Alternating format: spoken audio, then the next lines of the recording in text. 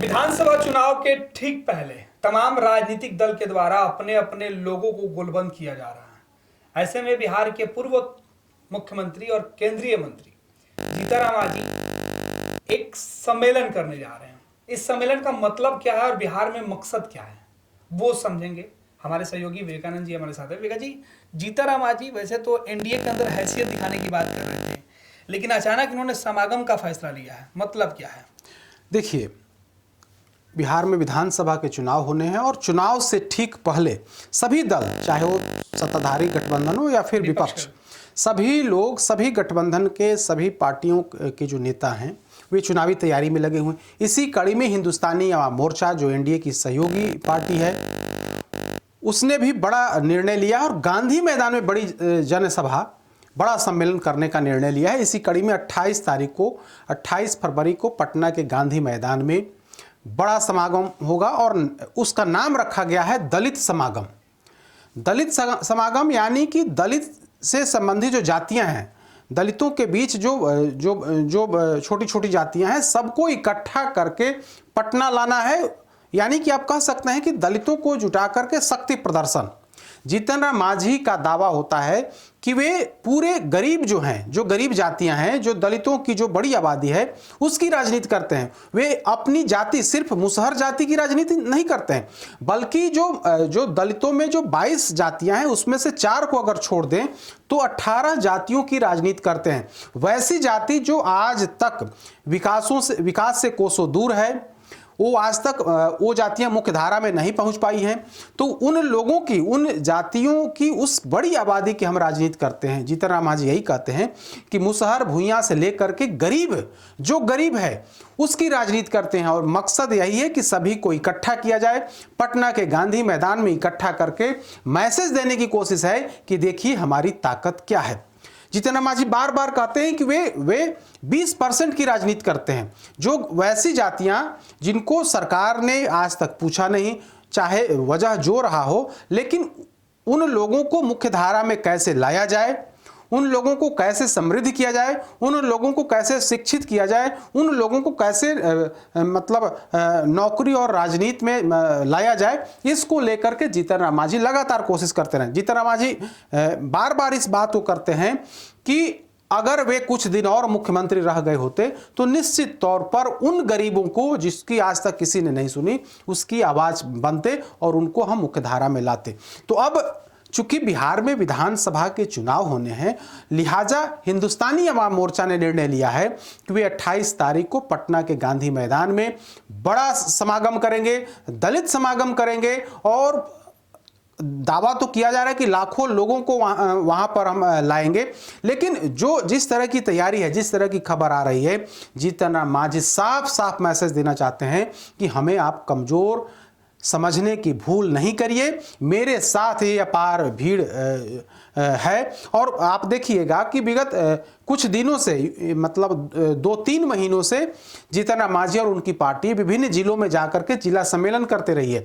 हर जिला में जाकर के दावा किया गया है कि 20-25 से अधिक जिलों में इन्हीं लोगों ने जिला सम्मेलन कर लिया है और मकसद एक ही है कि जिला सम्मेलन कर करके पूरी वहां पर तैयारी कर लेना है और फिर 28 तारीख को पटना के गांधी मैदान में जुटान होना है। जुटान के बाद न सिर्फ विपक्ष को मैसेज देंगे, बल्कि सत्ता पक्ष, जो सहयोगी पार्टियां हैं, उनको भी मैसेज देने की कोशिश होगी कि देखिए हमारी ताकत क्या है। हम गरीबों की राजनीति करते हैं, तो ऐसे में गरीब मेरे साथ है और हम ही और हिंदुस्तानी अवाम मोर्चा ही उन गरीबों की आवाज़ बन रही है। तो जीतन राम मांझी ने जो प्लान तैयार किया है, या फिर उनकी पार्टी के जो राष्ट्रीय अध्यक्ष हैं, जो बेटे हैं, नीतीश कैबिनेट में जो मंत्री हैं संतोष सुमन, उन्होंने जो प्लान तैयार किया है वो प्लान यही है कि गांधी मैदान से मैसेज दिया जाए, गांधी मैदान से बताया जाए कि देखिए जिस दल को, जिस नेता को आप छोटा समझ रहे हैं, जिस नेता और उनकी पार्टी को झारखंड और दिल्ली के विधानसभा चुनाव में अहमियत नहीं दी गई, लोजपा रामविलास को तो अहमियत दी गई, लेकिन हिंदुस्तानी अवाम मोर्चा को अहमियत नहीं दी गई। तो आप देख लीजिए गांधी मैदान की यह उपस्थिति यह बता रहा है कि हिंदुस्तानी अवाम मोर्चा आज की तारीख में पूरे ताकत के साथ बिहार की राजनीति करती है। और यह जो जनमानस है यह बता रहा है, मतलब दावा किया जाएगा ऐसा। और यही वजह है कि जीतन राम मांझी ने निर्णय लिया है कि गांधी मैदान जैसे जगह पर जहां पर लाखों लोगों की भीड़ भी जुटेगी फिर भी पूरा गांधी मैदान नहीं भरेगा, उस जगह पर जीतन राम मांझी ने, हिंदुस्तानी अवाम मोर्चा ने निर्णय लिया है कि हम वहां पर सम्मेलन करेंगे, दलितों का जुटान करेंगे और दलितों का जुटान करके मैसेज देंगे कि दलितों के जो बड़े नेता हैं वो आज भी जीतन राम मांझी हैं। भले ही चिराग पासवान दावा कर लें कि वे दलितों के नेता हैं, लेकिन वे एक जाति विशेष पर ही मतलब उनकी पकड़ रहती है। दलितों की अगर पूरी बात करें, दलित राजनीति की बात करें, तो उसमें जीतन राम मांझी सबसे बड़े नेता हैं। इसको साबित करने के लिए, इसको प्रमाणित करने के लिए हिंदुस्तानी अवाम मोर्चा ने गांधी मैदान की जगह को पार्टी ने चुना है और वहां पर समागम करके न सिर्फ विपक्ष आरजेडी कांग्रेस बल्कि अब जो सहयोगी दल हैं, खास करके चिराग पासवान की पार्टी लोजपा रामविलास को ही मैसेज देने की कोशिश होगी।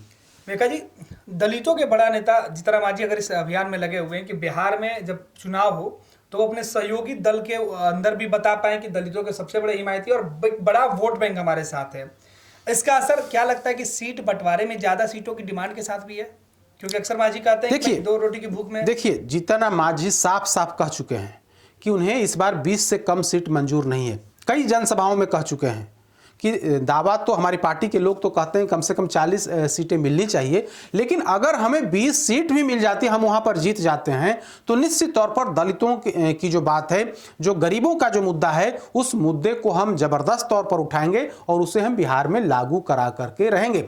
वे बार बार कहते हैं कि वे अपने लिए सीट नहीं मांग रहे, बल्कि हम गरीबों के उत्थान के लिए, गरीब कैसे आगे बढ़े उस लड़ाई को लड़ने के लिए हम सीट मांग रहे हैं। और अगर वो सीट हमें मिल गई तो निश्चित तौर पर हम गरीबों का हक दिला करके रहेंगे। तो निश्चित तौर पर बिहार में विधानसभा के चुनाव हैं, तो वैसी स्थिति में दलित समागम करके जीतन राम मांझी मैसेज देने की कोशिश कर रहे हैं कि 2020 में भले ही उन्हें 7 सीटें दी गई थी, लेकिन इस बार यानी कि 2025 में वो स्थिति नहीं रहेगी, हमें अधिक सीटें मिलनी चाहिए। और दावा तो 40 का है, लेकिन जीतन मांझी कहते हैं कि हमें अगर 20 सीट भी आप दे देते हैं तो हमें कोई आपत्ति नहीं है, हम 20 सीट को लेंगे और उस पर हम अपना उम्मीदवार देंगे। विवेका जी, दलितों की बात हम कर रहे हैं, दलित समागम की बात हो रहा है। दलितों की तो कई सारी जातियां, 20 से ज्यादा जातियां, तकरीबन 2 दर्जन जातियां। इनमें से जीतन राम मांझी के साथ सभी जातियां एक साथ हैं या जीतन राम मांझी कुछ जातियों से अलग है? देखिए, दलित समागम जो कार्यक्रम रखा है, नाम भी दलित समागम रखा गया, मकसद यही है कि दलितों में कोई फूट नहीं हो। और मांझी बार बार इस बात को कहते हैं कि वे गरीबों की राजनीति करते हैं। और दावा किया जाता है कि दलितों में भी 3-4 ऐसी जातियां हैं जो आज की तारीख में मतलब मजबूत जातियां मानी जाती हैं, तो उनको छोड़ करके बाकी की जो जातियां हैं, जो कुल 22 जातियां हैं, उसमें से 18 जाति की बात जीतन मांझी करते हैं। तो 18 जातियों जो दलित जातियां हैं उनके जुटान का दावा किया जा रहा है और कहा जा रहा है कि उन सभी वे लोग गांधी मैदान में पहुंचेंगे और उन तमाम लोगों की बात गांधी मैदान से उठाई जाएगी कि हम आपकी आवाज़ बन रहे हैं, हम आपकी लड़ाई लड़ रहे हैं, आपकी मांग को हम सरकार तक पहुंचाएंगे और हमें ताकत मिला तो निश्चित तौर पर हम सरकार में आकर के हम आपके अधिकार की बात करेंगे और उसे हम लागू करेंगे। बिल्कुल। तो जीतन राम मांझी ने दलितों का एक बड़ा समूह समागम के तौर पर बुलाया है। अब देखना है कि दलितों के सारे जीतन राम मांझी बिहार की सियासत में अपना दमखम तो दिखाएंगे, लेकिन बिहार की सियासत के साथ साथ केंद्र में भी अपनी ताकत बताने का, मैसेज देने का ये जो तारीख है वो उन्होंने तय कर लिया है। 28 फरवरी को पटना के गांधी मैदान में जीतन राम मांझी हिंदुस्तानी अवाम मोर्चा के बैनर तले जो दलित समागम बुलाए हैं, उससे तस्वीरें साफ हो जाएगी कि मांझी इस बार एनडीए के अंदर अपनी हैसियत किस तरीके से बताते हैं। नेताजी सुभाष मेडिकल कॉलेज एवं हॉस्पिटल लेकर आए हैं गर्भवती महिलाओं के लिए निःशुल्क डिलीवरी की सुविधा। हाई रिस्क प्रेगनेंसी के साथ छोटे बच्चों का रखरखाव एवं NICU की सुविधा उपलब्ध है। बच्चेदानी का ऑपरेशन, दूरबीन विधि से सभी प्रकार के ऑपरेशन एवं OPD की सुविधा न्यूनतम दर पर प्राप्त करें। NSMCH, अम्हारा, बेहटा, पटना।